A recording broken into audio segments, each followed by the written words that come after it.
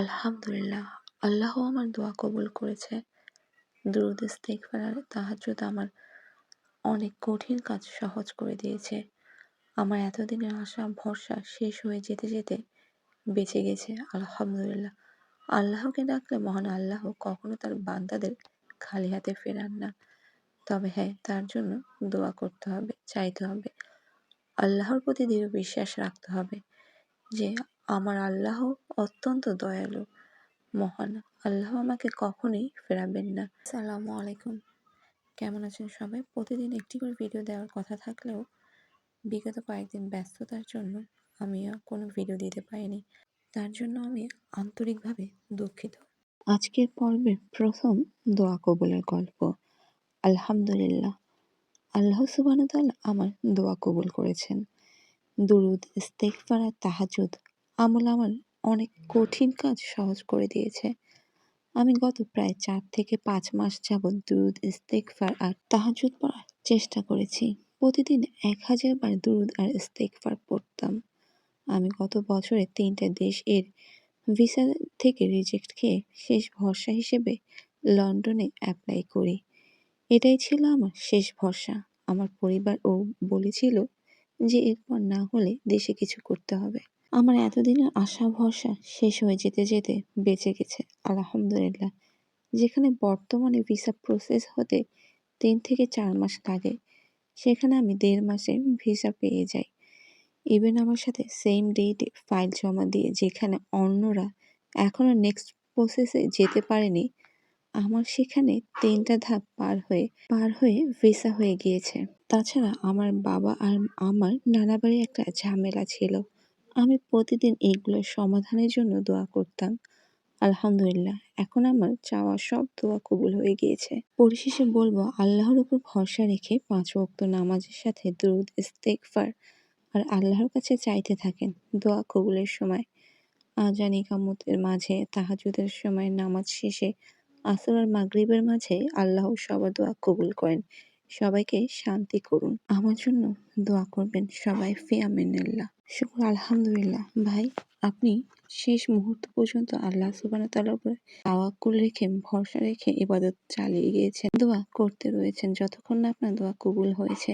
এভাবেই আমাদের চেষ্টা চালিয়ে যাওয়া উচিত যতক্ষণ না আমাদের দোয়া কবুল হয়। আজকের পর্বের দ্বিতীয় দোয়া কবুলের গল্প। আলহামদুলিল্লাহ, আল্লাহকে ডাকলে মহান আল্লাহ কখনো তার বান্দাদের খালি হাতে ফেরান না। তবে হ্যাঁ, তার জন্য দোয়া করতে হবে, চাইতে হবে। আল্লাহর প্রতি দৃঢ় বিশ্বাস রাখতে হবে যে আমার আল্লাহ অত্যন্ত দয়ালু, মহান। আল্লাহ আমাকে কখনোই ফেরাবেন না। চলুন আপনাদের আমার একটা দোয়া কবুলের গল্প বলি। আমি যে আমার আল্লাহর খুব আমলি বান্দা এমনও না, তবে সবসময় সৎ থাকার চেষ্টা করি। আমি আমার নফসকে যতটুকু কন্ট্রোল করতে পারি সেই অনুযায়ী পাপ থেকে বিরত থাকার চেষ্টা করি। বাকিটা আমার আল্লাহ ভালো জানেন। তো আজ থেকে ৪ থেকে ৫ মাস আগে আমি একটা বিষয় নিয়ে আল্লাহর কাছে খুব দোয়া করেছিলাম। বিষয়টা আমার জন্য খুবই গুরুত্বপূর্ণ এবং অসম্ভব হয়ে পড়েছিল। আমি প্রতিদিন বিশ্বাস আর ধৈর্য নিয়ে দোয়া করে গেছি। তারপর আমি বেশ অসুস্থ হয়ে পড়ি। আর সেভাবে দোয়া করা হয়ে ওঠেনি। তবে আমি আকাশের দিকে তাকিয়ে প্রায় দোয়া করতাম। আল্লাহ যেন আমাকে ওই জিনিসটা পাইয়ে দেয়। তারপরও যখন পাচ্ছিলাম না, তখন আল্লাহর উপর বিশ্বাস রেখে ওটা ছেড়ে দেই। কিন্তু আজকে হঠাৎ করে আল্লাহ আমাকে এতদিন পর ওটা দিয়েছেন। অসম্ভবকে সম্ভব করে দিয়েছেন। আমার আল্লাহ অত্যন্ত দয়ালু। আমি আমার আল্লাহকে ডেকে কখনো নিরাশ হইনি। এমন আমার জীবনে কত যে দোয়া কবুলের গল্প আছে। যেমন আমার মাস্টার্সের একটা পরীক্ষা খুব খারাপ হয়েছিল। আমি খুব দোয়া করেছিলাম এবং আল্লাহ তাআলা আমার অসম্ভব দোয়া কবুল করেছেন। আল্লাহ আমাকে পাস সহ ফার্স্ট ক্লাস পাইয়ে দিয়েছেন। আলহামদুলিল্লাহ। অনেক ছোট ছোট জিনিস হারিয়ে গেলেও আমি আল্লাহর প্রতি ভরসা রেখে আল্লাহর কাছে চাইতাম। আমার আল্লাহ দিয়ে দিতেন এবং দেনও সবসময়। শুধু দোয়া আর আমার রবের প্রতি দৃঢ় বিশ্বাস থেকে আমার জীবনে অনেক অসম্ভব দোয়া কবুল হয়েছে। আলহামদুলিল্লাহ। আমি আলাদা করে তেমন কোনো আমল করিনি। ৫ ওয়াক্ত নামাজ, ইসমে আজম, ছোট দুরূদ, দোয়া ইউনুস, সূরা ইখলাস, আয়াতুল কুরসি, সূরা দোহা আর আল্লাহর কাছে দৃঢ় বিশ্বাস নিয়ে দোয়া করতাম। তাই যেসব আপুরা কষ্টে আছেন তাদের সবাইকে বলবো, আপুরা নিরাশ হবেন না। আল্লাহর উপর ভরসা রাখুন, দোয়া করতে থাকুন। আল্লাহ আপনাকে নিরাশ করবেন না। বান্দার চোখের পানি আল্লাহ সহ্য করতে পারেন না। ধৈর্য ধরেন।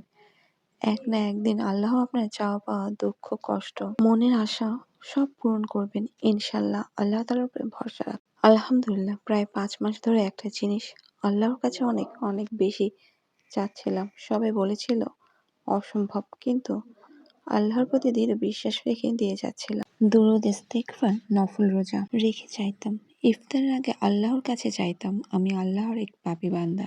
আল্লাহ যে আমার দোয়াটা এভাবে কবুল করবে। মাঝে মাঝে তাহাজ্জুদ পড়তাম। আওয়াবিনের নামাজ, সালাতুল হাজত সব পড়ে কান্না করে চেয়েছি একটু অসুস্থ হয়ে যায়, আমল করাটা বাদ দিয়ে দিয়েছিলাম। তবুও চাইতাম আল্লাহর কাছে। তার কিছুদিন পরেই দেখি দোয়াটা কবুল হয়েছে। সকল শুকরিয়া আল্লাহর জন্য। মহান পবিত্র তিনি। সকল প্রশংসা আমার রবের। আমার জন্য সকলে দোয়া করবেন, যেন আমার অসম্ভব দোয়াটাও আল্লাহ কবুল করেন। দীর্ঘদিন ধরে আমি এই দোয়াটা করে যাচ্ছি। দোয়া করি আপনাদের সকলের মনের নেক ইচ্ছা পূরণ হোক। আমিন সুম্মা আমিন। ইস্তেগফার। অধিক পরিমাণে ইস্তেগফার দোয়া কবুলের একটি শক্তিশালী আমল। যাদের দীর্ঘদিন ধরে করে আসা দোয়া কবুল হচ্ছে না, দোয়া কবুল হওয়ার কোনো আশা দেখতে পাচ্ছেন না, তারা উঠতে বসতে ইস্তেগফার করতে থাকুন। চলতে ফিরতে সারাক্ষণ ইস্তেগফার করতে থাকুন।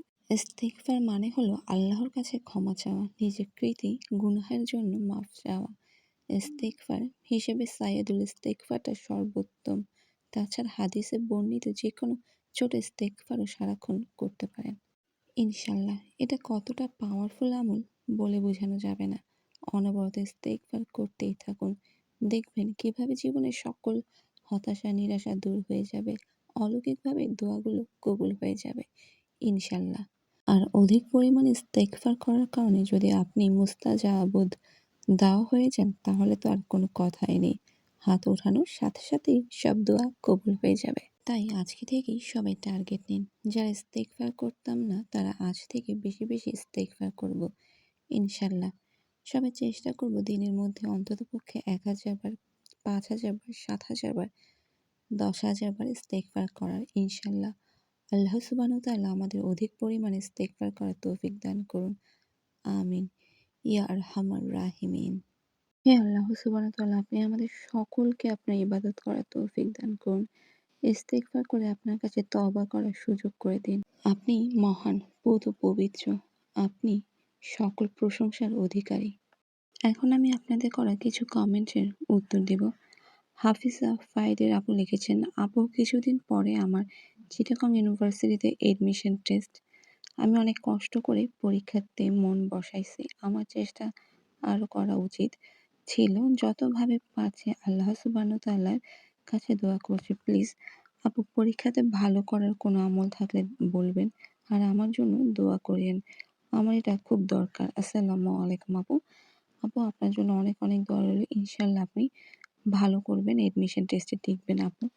আপনি ইস্তেগফার করবেন, দুরূদ শরীফ পড়বেন এবং দোয়া ইউনুস পড়বেন। এর সাথে সাথে রাব্বিশ ইশরাহ লি সাদরি ওয়া ইয়াসসির লি আমরি ওয়াহলুল উকদাতাম মিন লিসানি ইয়াফকাহু কাওলি।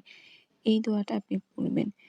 ১২১ বার পড়েন, প্রতি নামাজে পড়েন, যতটুকু আপনি সম্ভব আপনার এডমিশন টেস্টের পাশাপাশি নামাজে পড়ে মনোযোগ সহকারে পড়বেন এবং আল্লাহ তাআলার উপরে দৃঢ় বিশ্বাস রাখবেন যে আপনি সফল হবেন। এটা সবথেকে বেশি ইম্পর্টেন্ট। আপনার ইনটেনশন, আল্লাহ সুবহানাহু ওয়া তাআলার উপরে আপনার ট্রাস্ট কতটুকু, সবথেকে বেশি ইম্পর্টেন্ট এটা। তারপরে এই আমল, ইনশাল্লাহ আমি আপনাকে এই আমলটা ট্যাগ করে দিব বা আপনার কমেন্টে শেয়ার করে দিব। ইনশাল্লাহ ভালো করবেন আপু। আপনার পরীক্ষায় মনোযোগ দিয়ে পড়ালেখা করেন।